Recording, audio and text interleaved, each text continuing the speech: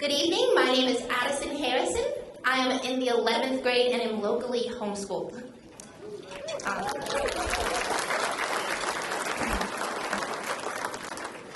Am I gagged?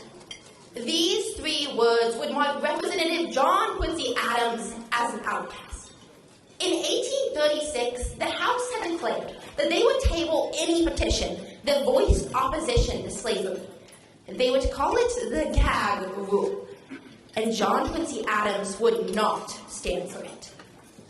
Every day, Adams would submit hundreds of petitions from women, free black slaves, and even slaves that opposed the gag rule. But their pleas went unheard. In order to simplify politics, our nation's leaders ignored the petitions of thousands of Americans. But John Quincy Adams did not give up, but stood up for the voice of the multitudes. All of my life, I have had the privilege to be educated from home as a sixth-generation Idahoan. This education is blessing me in more ways than I could have imagined, especially whenever I see what is going on in the public school system around me. Teachers are required to ask children their assigned genders. Children are being taught their anatomy from the picture of a purple unicorn, and white children are being shamed for their heritage and skin color. However, whenever I look at three legislations made by our Idaho government, I am given hope for the future.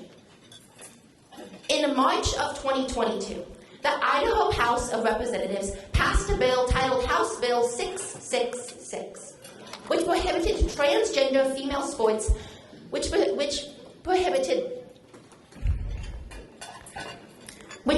school libraries, universities, and museums from checking out harmful books to minors.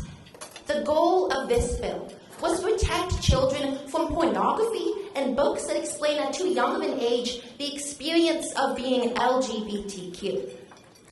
Federal institutions such as schools should not be allowed to use our taxpayer dollars to buy unethical books.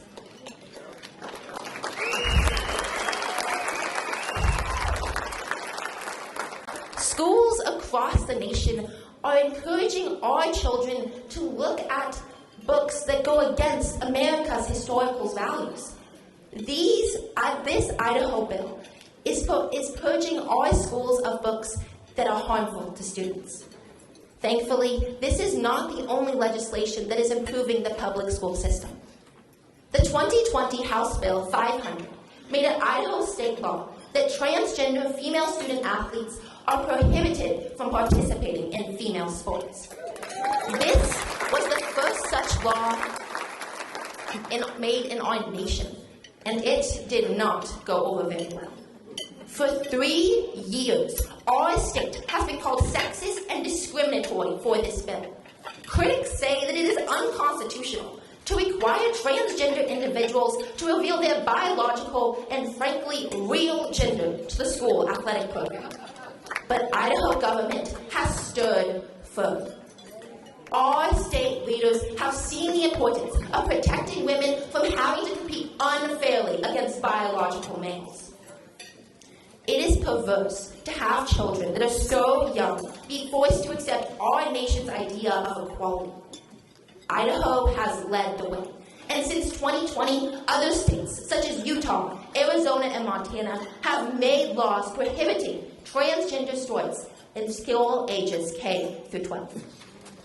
However, the legislation that gives me the most hope is Idaho's laws regarding homeschooling. Idaho is one of the few states that has limited restrictions on homeschooling. The freedom that parents get to enjoy in Idaho is unprecedented. We get to choose our own curriculums and don't have to register our children in state-sponsored activities that are federally monitored. Contrast this with New York's laws, which say that if a parent wishes to homeschool their children, they have to submit their desired curriculum to the dystopian state to review and confirm that it coincides with what the state deems acceptable.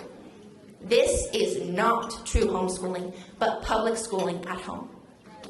Every day, I get to enjoy the freedom that Idaho law gives me, such as reading classical, ethical books that our public school system would prohibit without consideration. Idaho has a long way to go before we return to the traditional Christian values that our founding fathers intended. But we have made progress. All of these legislations on harmful books, transgender sports, and homeschooling reveal that we, the people, have a voice. That if we stand up for what is right, then change will come. Idahoans have followed in John Quincy Adams' footsteps and proclaimed that we shall not be gagged. Our voices will be heard. Our nation wants to tell us that our opinion on what our school system should look like does not matter. But Idaho legislation proves otherwise. Because Idaho is a state for the people and by the people, we have shown that the voice of the people can make legislative difference. Just like John Quincy Adams. If we never give up, but continue to make our voices heard, then change is inevitable. Thank you.